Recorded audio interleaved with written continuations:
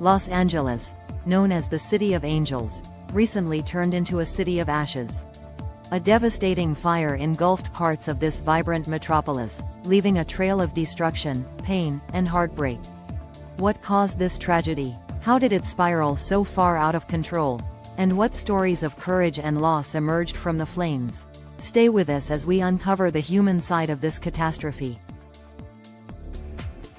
The fire, which began on January 2025, spread with alarming speed. Strong winds, dry conditions, and record-high temperatures turned the spark into an unstoppable inferno. Experts believe the fire was triggered by powerline issues, human negligence, or a natural occurrence. Over thousands of acres were reduced to ash. The flames claimed the lives of hundreds of people and others injured, many of them critically. Hundreds of families lost not just their homes, but their memories, their safe spaces, their lives as they knew them.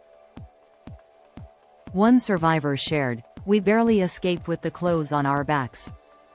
The fire swallowed everything, our home, our dreams. Now, we have nothing." The fire didn't discriminate. It consumed everything in its path, including the homes of some well-known personalities. The iconic mansion of James Bond was reduced to ruins, along with priceless memorabilia. In a heartfelt post, they wrote, "The fire took my home, but it cannot take my resilience. My heart goes out to everyone suffering from this unimaginable tragedy." Another celebrity, Paris Hilton, turned their loss into action by helping raise millions for relief efforts. Their message was clear: "We can rebuild homes, but we cannot replace lives. Let's come together to support those in need." In the press conference, Donald J. Trump blames the government for this incident. All the other problems, they were not happy. And it's going to be very interesting to see whether or not they're going to build, or whether somebody else is going to build and build a much lesser home. These were the most expensive homes outside of Palm Beach County. I see a list outside of Palm Beach. These were the most expensive homes anywhere in the world. And I think a lot of them are just not going to go back and build it. Plus, they don't want to be part of a construction site. They don't want to, they're building a home, another one's building, they're building in front of them, behind them, alongside of them. So I think it's a tragedy. I think it's an incredible tragedy. It's also a tragedy for a tax base. And the governors know exactly what I'm talking, and I'd like to hear anybody talk about that. But if you're the governor of a state and you lost thousands of very rich people that were paying a lot of taxes and weren't happy about it, and weren't happy about what's happened to California, which has all the advantages of greatness, but they've had horrible politicians.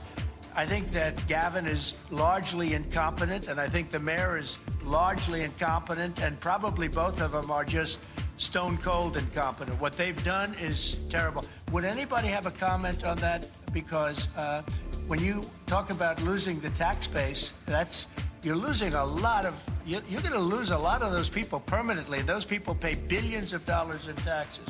Governor, what about you? We got some great property in Louisiana. Yeah, well, they'll be moving to a lot of your states. They'll be moving to Florida, I can tell you, I know that. But they're going to be moving to, you're going to pick up a lot, Texas. So it's a rough situation. I've never seen, I think it's one of the great catastrophes in the history of our country. Not even believable. While communities united to battle the flames, criticism mounted regarding America's disaster preparedness.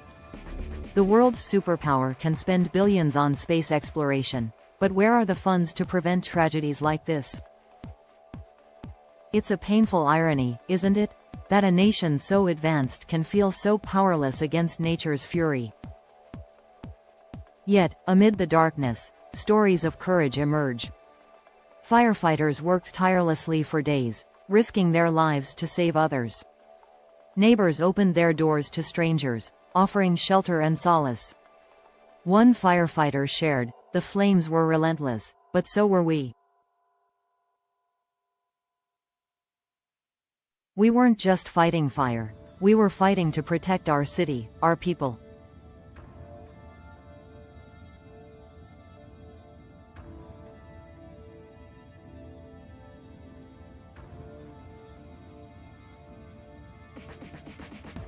Moments like these remind us of the strength of the human spirit, even in the face of devastation.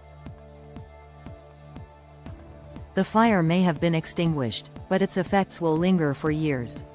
The cost of rebuilding is estimated to be in the billions, but the emotional scars? Those will take even longer to heal. Los Angeles will rise again, stronger, more united. But let this tragedy serve as a wake-up call. For every home lost, every life extinguished, there is a lesson. Let's honor the victims by ensuring this never happens again. In an interview, David Walters said that the wind was the major reason for this disaster. Only lose all of them, yeah. So we were able to keep this house wet with the pool, but the house behind it and the house to the left, Sure. just incinerated very quickly. And I mean, now the wind has gone. I mean, the wind could come back, and the forecast does say that. But once the wind is like this, you can get a grip on this, right? You can get control. We do. We're more so in spot fire management. Right. Just ember casts that have made their way. To the people of Los Angeles, your resilience inspires us all. And to the world, let's stand together, because in moments like these, we are all Angelinos. If this story moved you, consider supporting the victims by donating to relief funds or volunteering your time. Together, we can turn ashes into hope. Thank you for watching. Don't forget to like, share, and subscribe for more stories that matter. Stay